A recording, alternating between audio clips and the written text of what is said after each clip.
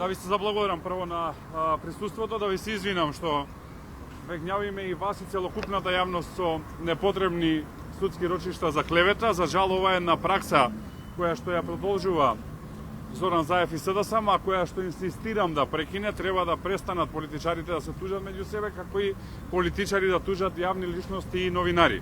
Јас сум кажал и ќе повторам дека нити сум тужал, нити било кога ќе тужам било кој политичар за политичка изјава или било кој новинар за надпис поврзан со мене, се разбира доколку не ја опфаќа приватноста и доколку не е надвор од оно што се вика политичка работа. Така што апелирам овие работи да застанат затоа што се смешни и ја малтретираме целокупната јавност. Во однос на предметот, гледате дека јас сам се бранам, исто како што со Вице Заев, братот на овој кој што ме тужи денес, Зоран Заев, се бране сам, исто така и со Зоран Заев се бранам сам. На другата страна го имате најскапиот адвокат во Македонија.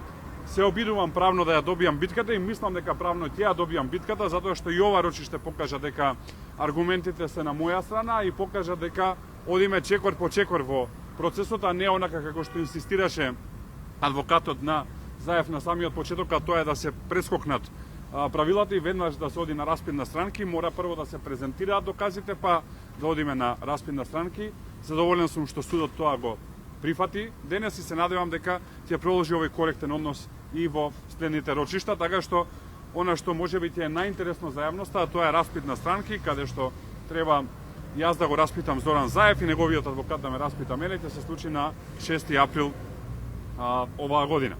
Во однос на она што го видовте денес, можам да повторам дека од сите докази кои што ги имам доставено, како и врз основа на сето она што постоеше во јавност во летото од 2019 година, сум дошол до сознание дека аферата Рекет во тој момент не е правилно презентирана во јавност, односно не се работи за минорен случај во кој што случајно е еден рекетиран бизнисмен, туку дека се рекетирани многу бизнисмени, дека се работи за огромна сума на пари, дека таа сума на пари во тој момент сознанијата биле дека надминува над 20 милиони евра, дека не е рекетиран еден, туку се рекетирани повеќе бизнисмени и дека во таа шема не се вклучени само Бојан Јовановски и Катица Јанева, туку е вклучена цела една пирамида во СДСМ, која што секако завршува со претседателот на СДСМ и премиер тогаш и сега Зоран Заев. Јас тоа сум го кажал во текот на август 2019 година врз основа на сите сознанија кои што стигале до мене во тој момент. После тоа времето покажа дека сум бил во право, затоа што во август 2019 година тезата беше дека е рекетиран еден бизнисмен. Во февруари 2021 година сите знаеме дека се рекетирани повеќе бизнисмени, тоа не го утврдив јас, го утврди кривичниот суд во Република Македонија. Во август 2019 година тезата беше дека се изрекетирани помеѓу 1 и 1,5 милион евра. Сега сумите со она што досега го има докажано кривичниот суд, можеби и ќе ја надминат таа сума од 20 милиони евра.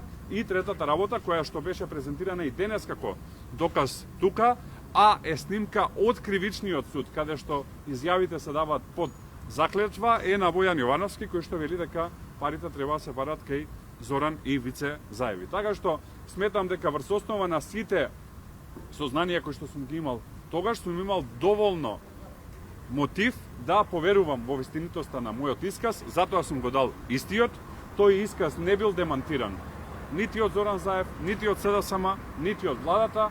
После 20 дена сум го повторил исказот, исто така не бил демантиран и очигледно желбата на Зоран Заев е да се гледаме во суд, ја се гледаме во суд и јас се продолжам да ја докажувам истинитоста на мојот исказ. Благодарам, поведете ако имате прашање.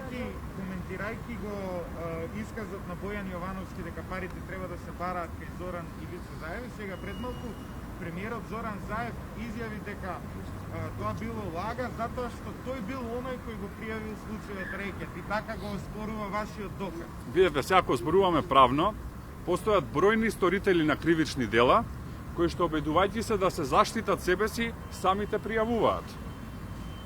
Луѓе кои што малце пратат право, знаат дека постојат бројни случаи каде што сторителот на кривичното дело го пријавил со цел, мислејќи дека на тој начин ќе се ослободи себе од одговорност и од вина, во подоснежниот процес или некогаш и после многу години се докажува дека во суштина тој е сторител на кривичното дело. Така што пријавување на кривично дело, со сторување на кривично дело, се две сосема различни работи. И мислам дека и во овој случај времето ќе покаже дека пријавителот на кривичното дело, под услов да е точно, а досега не видовме кредибилен пишан доказ дека навистина тој го пријавил случајот рекет, но еве да му веруваме дека тој го пријавил случајот рекет, јас верувам дека во следниот период, можеби нема да е месеци, можеби ќе се години, ќе се докаже дека е исторител во случајот рекет.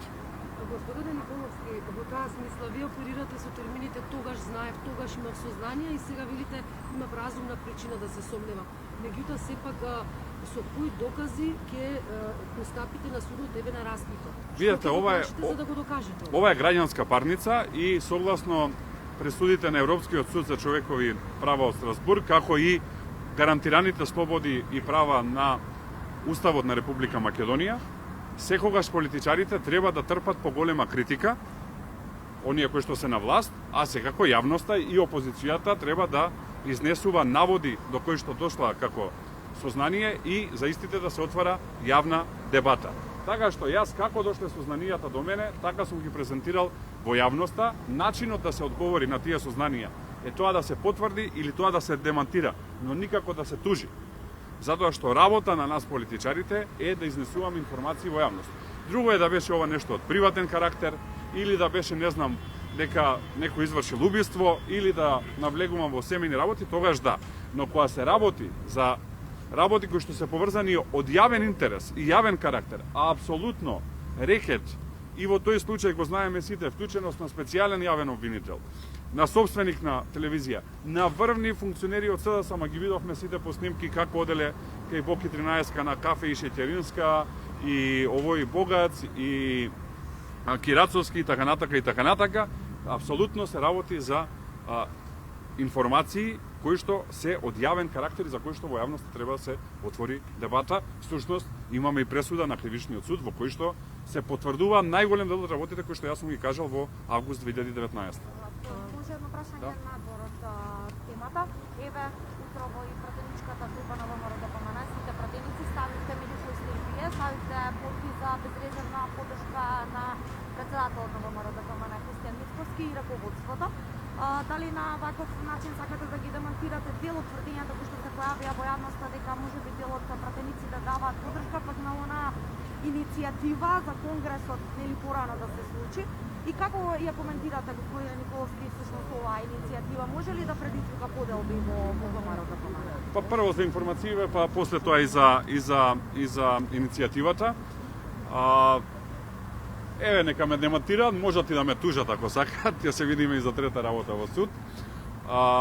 Целокупниот центар за комуникации на СДСМ, или како и официјално да се вика, во овој момент е во координација со 23 членови на тој иницијативен одбор и на дневна основа создаваат и пласираат невистини во јавноста преку социјалните медиуми, преку изјави на дел од нив и во одредени медиуми каде што можат да ги пробијат тие информации. На дневна основа се работи оваа операција и во овој момент истите тие разработуваат стратегија како на ден на два да пласираат вакви невистини. Целта е да не се занимава Македонија со тоа што е најбитно во моментов, а тоа е дека сме единствена држава во која што луѓе умираат затоа што нема вакцини. Да не се занимава Македонија со тоа што во моментов не може соодветна здравствена заштита најголем дел од луѓето да добијат па кредити, подигаат или продаваат станови или куќи или коли за да одат во приватна болница, да не се занимава со економското тонење кое што го гледа, туку да се занимава со глупости. Всушност ова е сценарио кое што е видено во јавноста. Истите овие кои што сега му слугуваат на Зоран Заев, во еден друг временски период правеа се за во СДСМ кога беше опозиција да се случи раскол, па се создаваја наеднаш таму политички партии и така натака. Тоа заврши како што заврши, на сличен начин ќе заврши и ова овдека. Така што да им порачам, овие од власта нека се занимаваат повеќе со набавка на вакцини и решавање на економската состојба, а останатите да престанат да му слугуваат на Зоран Заев. Односно, ваш коментар околу неодобровата надежна кандидатија за министрите Спасовски и Маришев. Мислам дека се работи за апсолутен скандал и минимум што треба да направат е да поднесат оставка. Еве една јавна провокација. Јас не сакам да бидам досаден во изјави. Значи една јавна провокација до двајцата, дали едниот нема безбедносен сертификат заради соработка со служби кои што не се дел од НАТО алијансата, а вториот заради корупција. однос на вие сте подпредседател на најголемата опозицијска партија, од таа позиција можете ли да ни кажете, се ближат локалните избори, се размислува ли за предизборни коалиции, соработки, можеби со Алијанса за албанците алтернатива? Апсолутно, се уште е рано да излеземе со конкретни позиции по однос на локалните избори, но дефинитивно сакаме да направиме широко обединување на опозицијските партии, кои што ќе настапат на локалните избори со цел оваа власт да падне на локалните избори. Знаете дека веќе имаме одредена соработка и со Алијанса за албанците и со алтернатива во рамки на собранието, како и во рамки на фондацијата Конрад Аденауер, која што припаѓа на нашата сестринска партија ЦДУ од Германија. Таа соработка ја продолжуваме во следниот период, а мислам дека е возможно до локалните избори оваа коалиција да успее и да ја турни оваа власт, затоа што многу интензивно разговараме со пратеници од владеачкото мнозинство, кои што очекувам да ни се приклучат во следниот период и оваа коалиција опозициона да прерасне, зашто да не да стане владеачка коалиција до локалните избори. Дали може да има предизборна коалиција меѓу ВМРО, ДПМН и Алијанса алтернатива на локалните избори? Се е отворено, значи ќе разговараме во следниот период. Приоритет број 1 во моментов е да ја турнеме владата и за тоа имаме интензивна соработка. Значи Фала предвремени на се. парламентарни избори, велите да ја турните владата? Ние апсолутно бараме постојано предвремени парламентарни избори, тоа го кажува и председател на партијата, го кажувам и јас, така што нашата ракавица е фрлена за предвремени парламентарни избори.